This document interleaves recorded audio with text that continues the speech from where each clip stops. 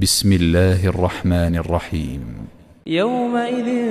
تعرضون لا تخفى منكم خافية، فأما من أوتي كتابه بيمينه فيقول هاؤم اقرءوا كتابيه إني ظننت أني ملاق حسابيه، فهو في عيشة راضية في جنة عالية قطوفها دانية، كلوا واشربوا هنيئا بما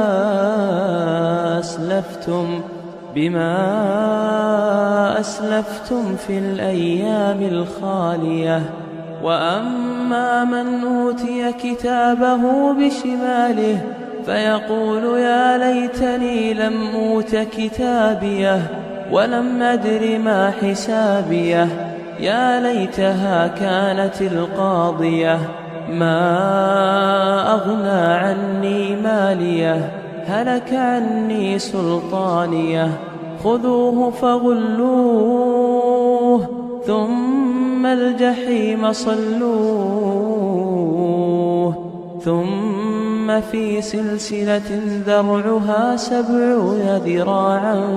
فاسلكوه، إنه كان لا يؤمن بالله العظيم ولا يحض على طعام المسكين، فليس له اليوم هاهنا حميم ولا طعام إلا من غسلين